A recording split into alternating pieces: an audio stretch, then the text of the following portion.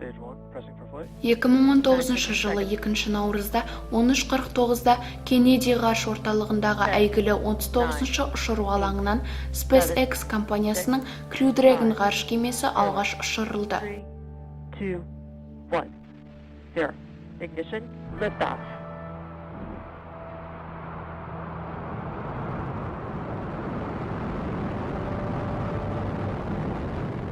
Халықаралық ғарыш станциясына 7 астронавт жеткізе алатын кеменің ұшқышсыз сынақ миссиясы Demo-1 деген атқа ие болды.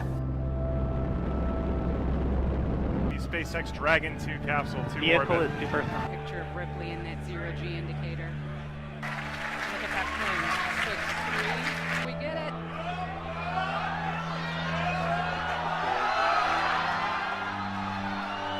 Falcon 9 зымыранның бірінші сатысы Of Course I Still Love You баржасына сәтті қонды, ал кеме көп ұзамай 200 км биіктікте екінші сатыдан бөлініп ХХС-қа бет алды.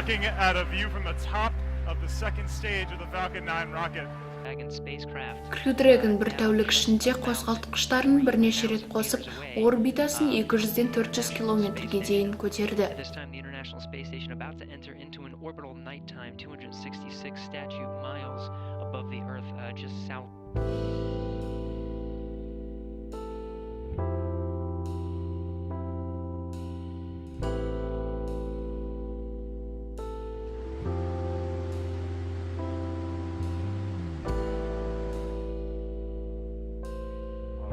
So this is our that centerline camera. 3 наурызда 16:51-де кеме станцияның америкалық сегментінің гармония модуліне автоматты түрде түйісті.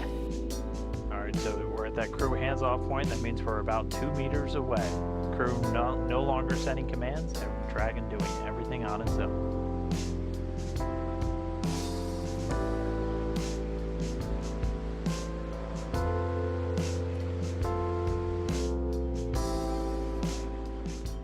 Бір сағаттан соң станциядағы ғарышкерлер люктерді ашып Crew Dragon-ға енді. Кемеде Ripley атты манекен мен ойыншық жер шары болды. Сондай-ақ станцияға 181 кг жүк жеткізілді.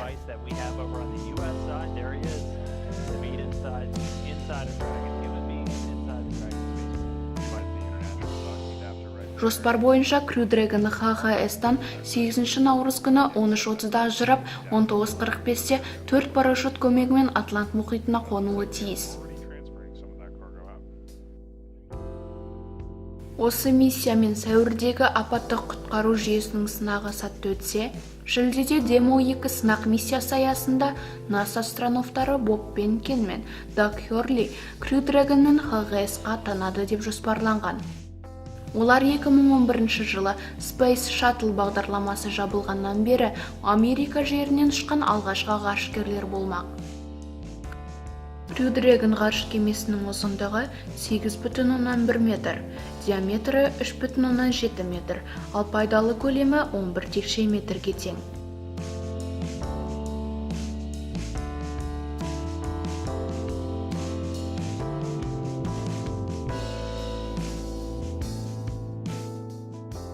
Құрғақ массасы 6400 кг кеме, 8 Super Draco және орбитаны түзетуге арналған 16 Draco қозғалтқыштары көмегімен басқарылады.